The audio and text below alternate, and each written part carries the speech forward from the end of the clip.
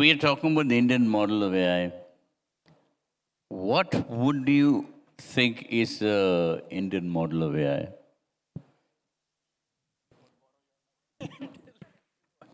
Thank you. So I think when we think of AI and Indian models, right? If you look at the most dominant AI platforms today, be it ChatGPT, Anthropic, they've all largely been trained on information which is already public in the public internet. And when you look at the way they talk about India or Indian context, let me give you one example. So I asked ChatGPT how many vice presidents of or presidents of India were of Telugu origin. Now, the model obviously was trained on whatever is there in Wikipedia, and it missed out the fact that Sarvepalli Radhakrishna, though he was born in that Madras presidency, was actually a Telugu-speaking origin. So there are these cultural nuances and subtleties, which only if you understand India, understand India's cultural diversity, understand Indian languages, you will be able to accurately give answers. And I think that is where the Western models, which have largely been trained on information which is publicly available on the internet, have missed out on. Then you have, let's say, look at the entire diversity of India. For example, All India Radio creates content in more than 100 languages and dialects. A large number of these dialects are from parts of India like Chhattisgarh, Jharkhand, the northeastern states. Many of those dialects don't even have a written script. So they have a very scant digital footprint on the internet. So that entire diversity is missed out when you look at the kind of models that have been built by the West. So if you need to accurately capture India's linguistic landscape, India's cultural nuances, the entire geographical diversity that we have, the only way that will be possible is if we build our own models. I think that is where the motivation for Indian models comes in. Of course, there are other geopolitical reasons, sovereign reasons. That is also another reason why we need to build our own models. Thank you. If I understand AI, to put it very simply, it is teaching a machine how to think like a human, how to kind of neural networks like what a human being has. So how does that, like you teach a computer how to think like a human being, how does that affect the Indian model? I mean, like, can you elaborate a little bit more? Like, So if you look at the manner in which the chat GPTs or the generative AI or the large language models that we are most familiar with, what they do is they basically look at patterns based on a large amount of digital information that has been made available to them during training. And they establish correlations between those patterns. And that is how the model then starts to predict. If you give it certain input, like by asking a question or sharing some words, keywords, or some sentence, it then starts to predict what could you possibly be talking about, and looks for patterns in that entire database that it has been trained on, and then that helps it formulate the responses and so on. So that's broadly how those models have been built. So when you talk about the Indian context here and what does it mean to train these things, I'll give you one example. So for example, there is this effort initiative out of IIT Bombay called Bharat Gen, led by Professor Ganesh Ramakrishnan, where he's done some really, he and his consortium partners across various IITs and triple IITs, they've done some very interesting path-breaking work around the commonality across Indian languages. So what they've established is that, between sentence patterns, the way we articulate concepts, there's a lot of commonality across family of languages in India. And that becomes the basis for how you build these models and train these models with the Indian context. So for example, the Hindi, Sanskrit, and certain languages which are derived from them have certain common ways in which they represent information. Similarly, there are Tamil and Malayalam and certain other South Indian language patterns, which again are very distinct. So by understanding those language patterns and building them into the model, you capture the Indian context. So that is one example of how you would. Thank you. That was illuminative. I think Krish, Ashok was just talking about an unusual way to kind of teach students. But those students are lucky because they're living in a city. Like in our country, a lot of students don't have education one way or the other. We don't have, many of them don't have classrooms, many don't go to schools, or there are no schools, the teachers are under-educated themselves. So in such a situation, how would you be able to create an AI-powered young generation? I think that's a great question and very important question because I think we have a very fast moving landscape. AI is perhaps the first technology in human history where it is improving at an exponential rate, where it is improving itself over and over. The best analogy is what we experienced during COVID-19, the Delta wave, where the graph just shot up because the virus was spreading in a very exponential manner. Same phenomenon is happening with AI, which is why in a matter of weeks you're seeing new versions, new models emerging.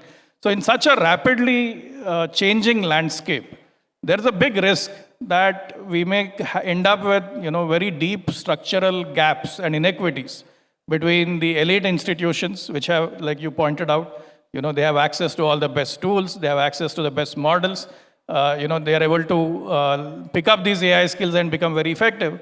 And then the tier 2, tier 3 towns and villages where we don't have access at the same level in terms of laptops or internet access or even people to guide them and mentor them on what they need to do with AI.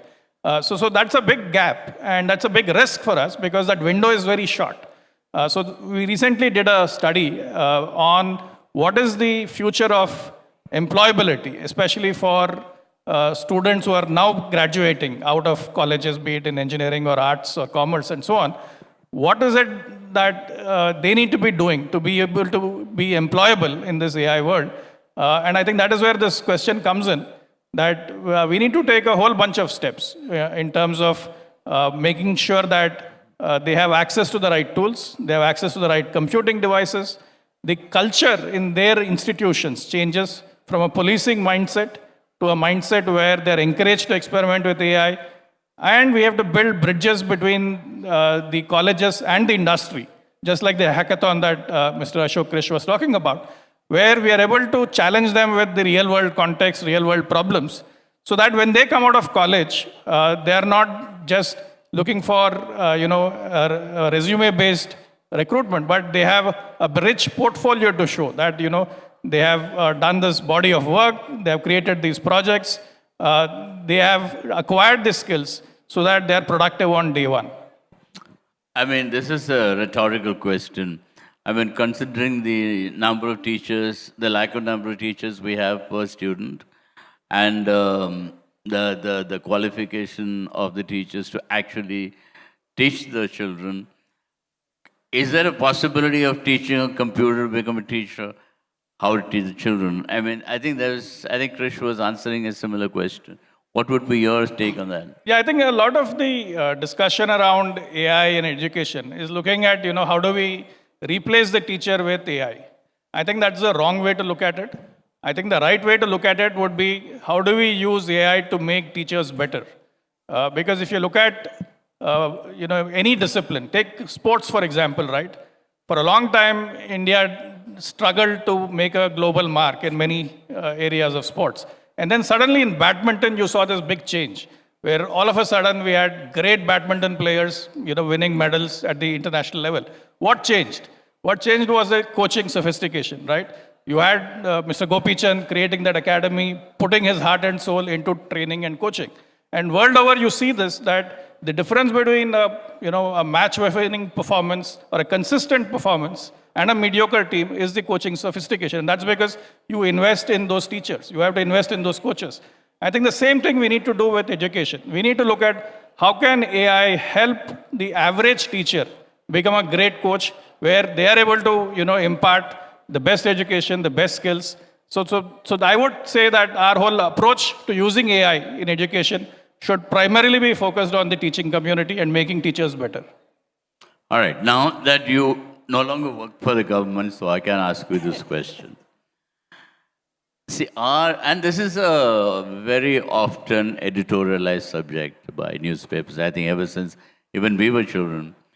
You know, the total budget outlay this year was 53.5 lakh crore. I'm using this because out of this, science and tech got only 3,800 odd crore.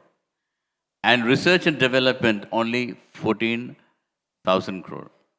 So, and you know, and this is not just the government. I mean, it's not just the NDA government. In 2013, the UP government spent only 6,000 crore.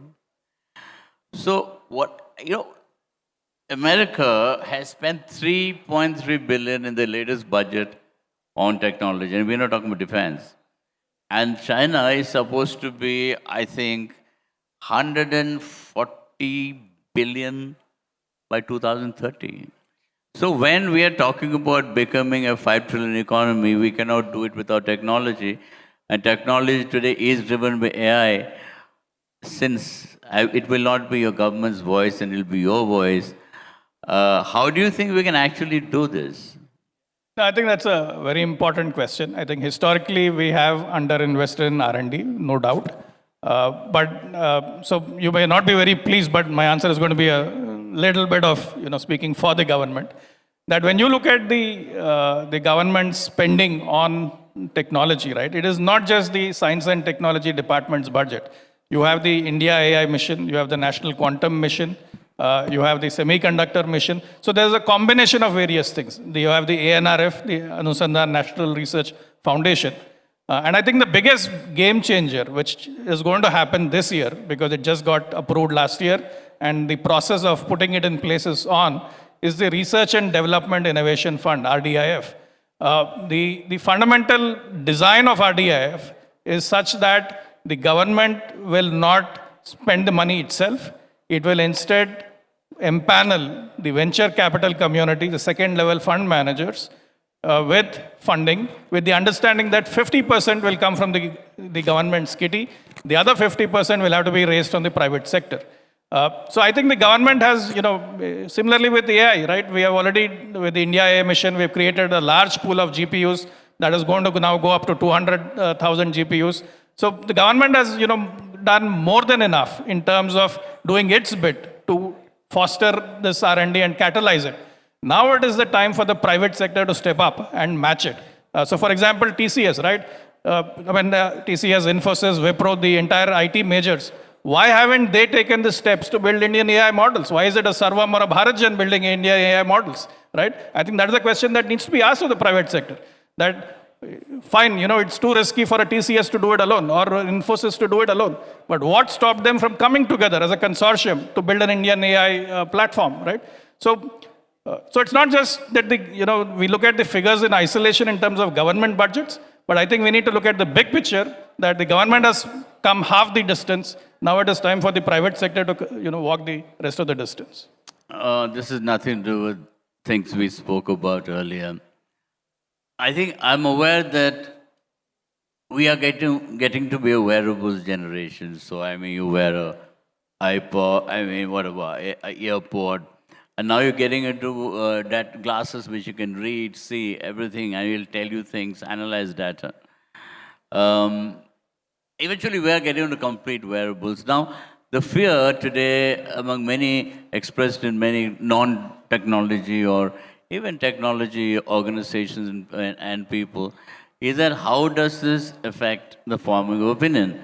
In the sense that, I mean, a company can actually, say for example, Apple uses Apple glasses. They can actually coordinate with a lot of other companies to influence what to buy. Sheerly by kind of, bring back data is power. Who controls data controls power. And this is going to happen to India too. I mean, it is, people are already wearing those glasses. I've seen a couple of them, but maybe today it belongs to the rich, and India has the skill to kind of, create the same thing much cheaper. And that's going to happen. And that's going to affect education. It's going to affect everything. So now, do we, as a country, and as a government, state, or center, do we foresee a situation where companies will control data? and how we going to block it. Governments love data, by the way. I'm not going to go to the consequences of that. But, I mean, apart from jokes, I mean, do we actually see situation like that developing? Are we ready for something like that? I think that's a very serious concern, just because of the amount of technology that we are using on a daily basis within our daily life, and the fact that all of these technology elements are interconnected. They are monitoring, they are measuring, they are saving all sorts of information. That information is being, put on the cloud, and God knows what all applications have access to that data. And I mean, even for someone like me who is tech savvy, who's worked in the tech industry, it has become hard to keep track of what all access have I given to various applications, and in what manner are these, the data that they're collecting is being used. So for the common average citizen, I think it is even bigger challenge. So this is where I think one aspect is the regulatory aspect. You have the Digital Data, Personal Data Protection Act that has been put in place. Of course, as part of it, there are a whole series of rules that have been notified. But I think the challenge is the consumer use of technology is way ahead, miles ahead of regulatory capacity. And that's true not just of India, it's true of almost every country. And that is going to be the biggest challenge of this decade and the decades to come. How do we build regulatory capacity with the creative use of technology, so that the regulatory frameworks are able to keep pace with the consumer's use of technology? Like, even before the government even understood what ChatGPT meant or what AI meant, we already had probably 1 million plus users in India using ChatGPT, right? So those are the kinds of scenarios that we will have to be prepared for going forward. It is a fact that technology is extremely intrusive into our personal lives, and how do we ensure that the privacy is maintained, protected, and who controls this data will require very strong regulatory interventions. And today, unfortunately, the regulatory regime is quite behind where the technology is. So we need to get ahead of the technology from a regulatory standpoint, and that will require maybe creating sandboxes, equipping the regulators with the right kind of technology tools, so that they are able to regulate better. See, you've been the CEO of Prasar Bharati, which actually deals a lot with government communication. Now, data is, again, getting back to data. Data is communication. The Hadron Collider, they do some 400 million collisions a second. The scientists who are monitoring it can only kind of filter out whatever data they can. So what they did was that they applied an AI to that to actually measure the data of 400 million collisions a second. So what the AI did was that it proposed theories, which a scientist would have taken 500 saying, no, ye theek nahi, wo theek nahi, this bad, this good, this not correct. And they actually started proposing theories. Now, this could be very dangerous because it could be a completely wrong theory, which could be kind of being led in the wrong way. So if this same technology is used by governments, in terms of education, it could ideologically affect the way minds work. So the use of AI for science to come up with new kinds of science or new kinds of hypotheses is, I think, an evolving domain. Now, even for example, Terence Tao, who's considered one of the world's top mathematician, he's spoken about recently on how he's using AI to test out different hypotheses, to test out different approaches to solve some of those unsolved problems. So I think this is something that is a reality, that AI will increasingly be used for science research to try out a whole range of hypotheses. But the challenge, as you pointed out, is how do you identify which is the right theory, which is the right way of solving things, which is the right solution, versus those 100 other possibilities which are probably not workable or not the right ones. So that requires the human in the loop. It requires that human intuition, that human supervision. And that will only come from deep domain knowledge. And this also goes back to your original question on students and employability and so on. I think one of the most important things in the AI era is going to be this deep domain knowledge, that you need to understand certain domains deeply enough so that you are able to have that judgment on whether the AI is going in the right direction or in the wrong direction, or which is the right way to approach a problem. So that deep domain knowledge and that deep domain thinking is going to be extremely important. All right. I think I can see the person that two more questions. India, we're talking about the same topic about evolving AI thing for India. When I think OpenAI and one more and the Anthropic, no. Anyway, one of the two of them from profit organization, non-profit, they became profit organizations. So the Canadian government said, no, this is not possible. They said, okay, we're going to pull out of India. So the Canadian government actually built AI called, I think, Anthrope to suited to the needs of Canadians. I think maybe that could be a way which we could proceed and you could influence, you could kind of, So we are already doing that, right? If you look at the 12 projects that the government is funding as part of the India AI mission, the largest funding has gone to the Bharat Gen project, which has got about 1,000 crores. And that's completely sovereign, completely government supported, government funded. It has no private VC money in it. So that is our approach of not only building an Indian model, but also make sure it is completely sovereign in its entirety, right from the research approach, which is very India-centric, to the kind of data sets that have gone into building those models, which are again completely Indian and sovereign. So yes, India is already down that path. And recently, when the Prime Minister met with these startups, and then he showcased it during the the India AI Summit at Bharat Mandapam. These were some of the examples, and one of the examples that he has spoken about even in Man Ki Baat is Gyan Bharatam, where the entire Indian manuscripts, ancient manuscripts, and traditional Indian knowledge bases have been digitized and are now being used with models like BharatGen, to extract that knowledge, make it accessible to the youth, and perhaps apply it in modern context. My last question, again, I'm asking about data. Data coming into the hands of governments, into corporations, basically data which can create theories, which can kind of propose how to kind of use the human mind. In fact, India has 100 million ChatGPT users. I mean, ChatGPT is not the only one, but everybody seems to be talking about it. And India has the highest number of young people using AI apps. Now, after the AI summit, which was extremely successful, there was a huge amount of investment in India. So I can never pronounce it properly, opened its office in Bangalore, and NVIDIA's kind of, is investing in Indian cloud company. But that's been massive investment in India.